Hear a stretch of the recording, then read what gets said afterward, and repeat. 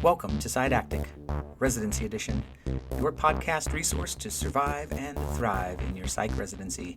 I am Dr. O'Leary, and as of this recording, I am a second-year resident in the National Capital Consortium Psychiatry Residency Program. However, make no mistake, I do not speak for this program, nor do I speak for the Department of Defense or the federal government, or anyone else for that matter. What I say is my opinion, and I reserve the right to be wrong. So trust me at your own risk. It's a risk some are willing to take. In addition, I often use colorful language and strange, sometimes twisted metaphors. It's a style choice. I want to make my podcasts more fun for myself and the listener. Plus, it's who I am, so you get an honest glimpse into my mind. Some of this language may seem insensitive, but it is not my intent to offend, dismiss, or belittle anyone. I wanted to do this episode on Transcranial Magnetic Stimulation, or TMS for short, because when I did my episodes on electroconvulsive therapy, or ECT, I feel like I sounded a tiddly-bit dismissive of TMS, and I wanted to clarify what I meant when I said TMS as of yet is not nearly as efficacious as ECT. If you haven't listened to the ECT episodes, you should still be able to follow this discussion, so don't feel left out. There are 3 important ways that TMS is not as effective as ECT, and there is some promising evidence that TMS is gaining rapidly in at least 2 of these ways. First, TMS is not used for as many indications as ECT. Secondly, as I produce this podcast, TMS is not as effective as ECT for their overlapping indications.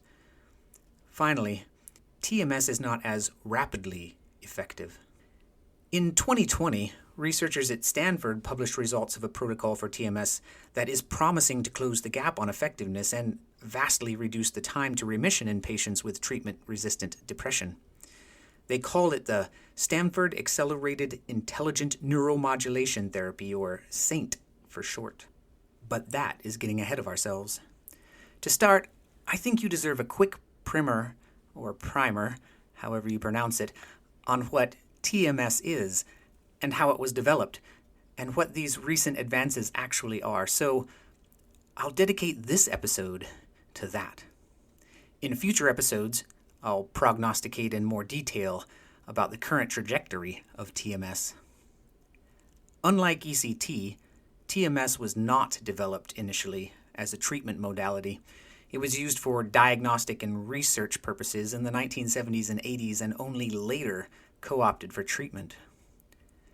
Because much of your cortex is close to your skull, neuroscience researchers can easily stimulate it, more easily than the deeper structures like the internal capsule. For motor functions, researchers can stimulate the motor cortex and measure the speed of conductance. Initially, stuff like this was done by directly electrifying the scalp between 2 electrodes. A large enough current was needed to penetrate the skull, like in ECT, and electrify the underlying cortex. But the point of TMS is not to cause a seizure. You can imagine how uncomfortable patients must have been as this unruly electricity wreaked havoc on their scalp, trying to get to their cortex. By using a magnetic field to induce the cortex to fire or to not fire, instead of electrifying the scalp, patients could be more comfortable, and presumably the site of stimulation could be much better controlled. I'm going to ask you to reach back to your electrical physics knowledge and remember that passing a current through a conductor can create a magnetic field, and passing a conductor through a magnetic field can induce a current. Mechanical generators like wind turbines work this way by rotating a magnetic field near a conductor. Current is electrons. Current is electrons moving through a conductor, and current always creates a magnetic field.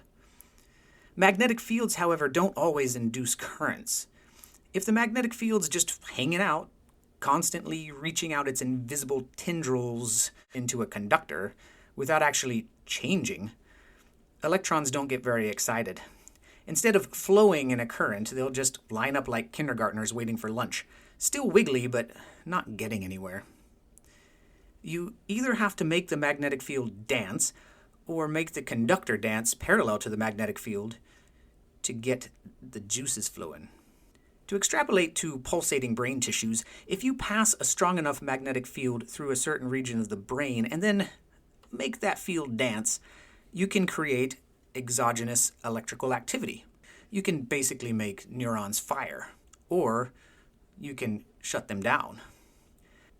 We need to modulate the magnetic field and not move the head through the magnetic field because, well, just imagine how many patients would want to be placed near a magnetic field and have their head vibrated for 30 minutes. Also, moving the head would change the location of the magnetic field relative to the brain, changing the part of the brain stimulated. Instead, TMS induces current in the head not by passing the head through the magnetic field, but by changing the magnetic field in a constant region of the brain. By doing this little magnetic mamba through brain tissues, we can either stimulate or inhibit various regions of the brain. Magnetic fields exponentially lose strength the farther they are from their source, so it takes a lot of energy to induce a magnetic field that can effectively reach to the cortex from outside the head.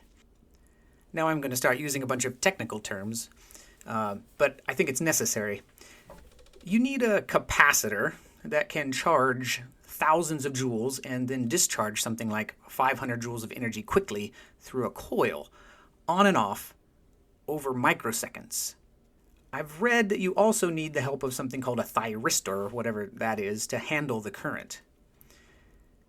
It's much more intensive to make a field that can reach all the way into the subcortical regions, and it's beyond the scope of this discussion to get that deep into the details. But I hope that you will have enough information now to see that all those magnetic hats and doohickeys and do-it-yourself TMS machines you see advertised on Facebook are likely not doing much more than wasting money or energy.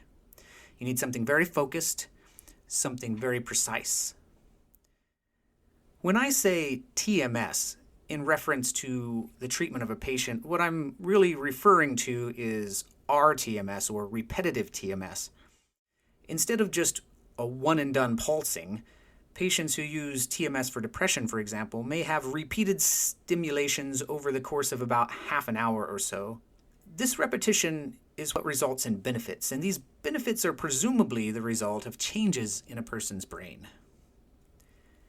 It's important to note that developers and users of TMS grew up consuming a different ethical and legal soup than the developers of ECT. TMS was much more thoroughly researched for safety before it was used on patients. Unlike ECT, TMS developers didn't find a stray human at a train station and hook him up to see what happened. There were protocols and oversight, informed consent, and precedents. Plus, as opposed to the 1920s and 30s, in the 1970s and 80s, there already existed some effective treatments for severely mentally ill patients, so the urgency to develop something, anything that worked, was not as great. Instead, TMS was developed with substantially more foresight. The first TMS machine approved by the US FDA during 2008 to 2009 was from a company called Neuronetics. Their machine was called the NeuroStar. The approval FDA gave the NeuroStar was very limited due to the limited data available in the sponsored research. Only a highly specific protocol was approved, and only for patients who had tried one, but not more than one, adequate antidepressant trial and had failed to improve. Hopefully in future episodes I'll have time to discuss their research, but suffice it to say for now that statistically significant improvements in that research were found only in secondary outcomes for depression and not in their primary outcome. But even so limited, this approval was encouraging to the field because due process of research had produced a device and, more generally, a method of treatment that was pretty unique and safe.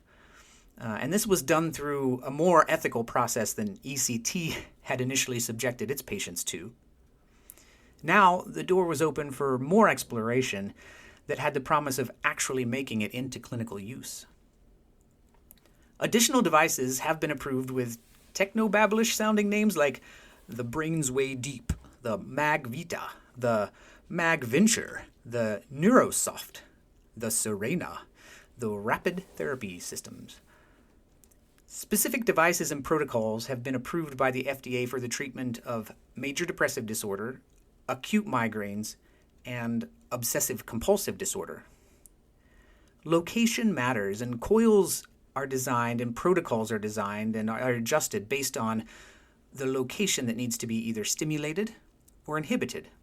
For OCD, the FDA has approved a protocol applied bilaterally over the left and the right dorsomedial prefrontal cortex. Treatment for depression is focused over the left dorsolateral prefrontal cortex.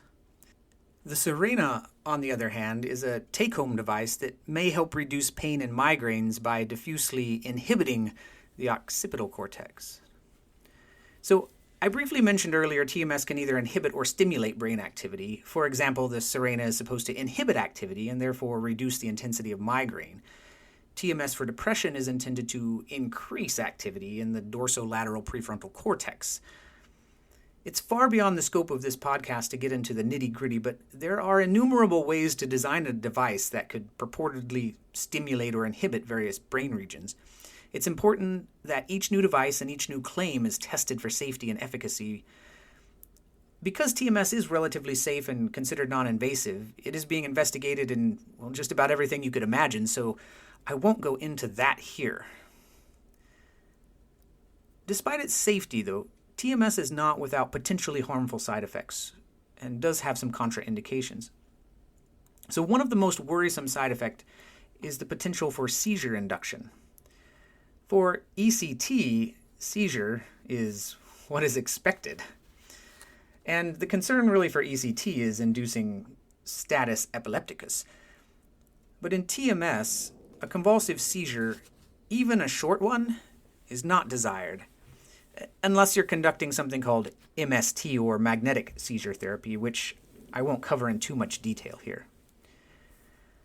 Our TMS is conducted in an office setting, or even in the comfort of a patient's home, so there are no anesthesiologists with syringes and artificial airways standing at the head of the bed. The rate of seizures in TMS is hard to estimate, but one 2020 study reported 41 total seizures among who knows how many treatments, maybe millions, making the risk of seizure extremely low. And it also appears that seizures are more likely in those who already have risk factors for seizures or a history of seizures. So for a patient without a history or significant risk factors for seizures, the risk of TMS inducing a seizure is very, very low. Absolute contraindications for TMS are any number of implanted medical devices in the head, neck, or upper thorax. Some of this is more out of an abundance of caution and a deficit of data, but bad things can happen. The magnetic field generated by TMS can cause objects which can have a current induced in them to heat up. Have you ever used an induction stovetop? They're pretty amazing. You can cook with them by inducing current, and you can also cook a patient with your TMS. So knowing the location and the composition of patients' devices is crucial. TMS may also interfere with electrical or magnetic devices that are programmable, so they could deprogram or inactivate a device potentially. I have been focused on our TMS, which uses 10 hertz pulses about 3,000 times over the course of about half an hour, and that's only once a day. I've also mentioned MST, or the magnetic stimulation of a seizure. That gives bursts that intentionally induce seizures. But now I want to mention another player in the magnetosphere, which is ITBS, or intermittent theta burst stimulation. It's like our TMS, except patients get more energy and they get it faster. For example, protocol for ITBS might use 660 hertz pulses per day over just 3 to 4 minutes, while our TMS uses 3,010 Hertz pulses per day, stretched over about a half an hour. With ITBS, the theta bursts, you get higher energy dosing over less time, so you can say the energy density is higher. And in 2018, the FDA recognized that ITBS is at least as effective as comparable RTMS protocols, and it also takes less time. So they approved ITBS for treatment-resistant depression. Remember the SAINT protocol I talked about earlier? It accelerates the delivery of ITBS even more. It gives 18,050 Hertz pulses per day. In addition, they use an MRI to map the targeted brain. They want to find the dorsolateral prefrontal cortex more accurately. In the next episode, I want to discuss the methods of the SAINT trial and their results. If the findings of this trial stand up to the ruthless demands of scientific rigor, then ITBS may edge out ECT from the depression market. But it's still too early to tell. In this episode, I discussed a brief history of TMS development, described in my pitiful way how TMS works, some of its indications and contraindications, and hopefully inspired you to want to find out what the next episode has in store. Thank you for your time, and this has been an episode of Didactic, Residency Edition.